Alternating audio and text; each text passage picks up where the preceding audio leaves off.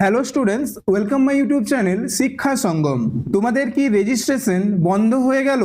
Registration না করলে কি ফর্ম ফিল আপ করতে পারবে না? তোমাদের শূন্যপদ কি বেড়ে 10,000 করা হবে? তো এই সমস্ত বিষয়গুলো নিয়ে অনেকে অনেক কিছু বলে থাকবে। তো তোমরা ভুল খবরে একদমই কান দেবে না।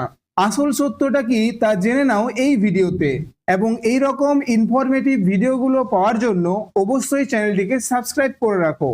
তো প্রথমে দেখো, তোমরা যারা রেজিস্ট্রেশন করোনি বা ওয়েবসাইটের প্রবলেমের জন্য অনেকেই রেজিস্ট্রেশন করে রাখতে পারোনি, তো তোমরা এখন ভাবছো যে আমরা কি ফর্ম ফিল আপ করতে পারবো কি না। তো তোমাদের বলে রাখি, তোমাদের কোনো চাপ নিতে হবে না, একদম টেনশন ফ্রি থাকো এবং পড়াশোনাটা ঠিক করে করে যাও। দেখো, এখনো কিন্তু তোমাদের পঞ্চায়েতের কোনো নোটিফিকেশন আউট হয়নি।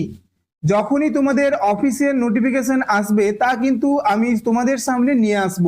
তোমরা একদমই চাপ নিও না, তোমরা রেজিস্ট্রেশন করতে পারবে এবং তোমরা ফর্ম ফিল আপও করতে পারবে। তোমরা একটু ওয়েট করে যাও 5 জুন। তো 5 জুন কিন্তু সমস্ত রিক্রুটমেন্ট বোর্ডের সাথে আমাদের মুখ্যমন্ত্রীর কিন্তু একটা গুরুত্বপূর্ণ বৈঠক রয়েছে এবং এই বৈঠকের পরেই কিন্তু তোমরা জানতে পারবে তোমাদের পঞ্চায়েত রিক্রুটমেন্ট সম্পর্কে সম্পূর্ণ আপডেট। আর তোমাদের শূন্যপদ বেড়ে 10,000 প্লাস হবে কিনা এটাও কিন্তু তোমরা 5 জুনের পরেই জানতে পারবে। অর্থাৎ 5 জুনের পর যখনই তোমাদের অফিসিয়াল নোটিফিকেশন আসবে তখনই কিন্তু তোমরা জানতে পারবে তোমাদের ভ্যাকেন্সি কত থাকছে, 6,500 না 10,000 প্লাস। তো এখন থেকে কিন্তু তোমরা কোনো ভুল খবরে কান দেবে না, তোমরা একদম নিশ্চিন্তে থাকো এবং তোমাদের পড়াশোনাটাকে জোরদার করতে থাকো। তোমরা সবাই কিন্তু রেজিস্ট্রেশনও করতে পারবে এবং ফর্ম ফিল আপও করতে পারবে।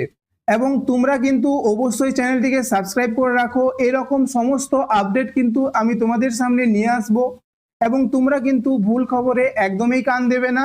তো ভিডিওটি যদি ভালো লেগে থাকে একটা লাইক করে দিও এবং এরকম জব আপডেটগুলো পাওয়ার জন্য অবশ্যই চ্যানেলটিকে সাবস্ক্রাইব করে রাখো। তো দেখা হচ্ছে পরের ভিডিওতে।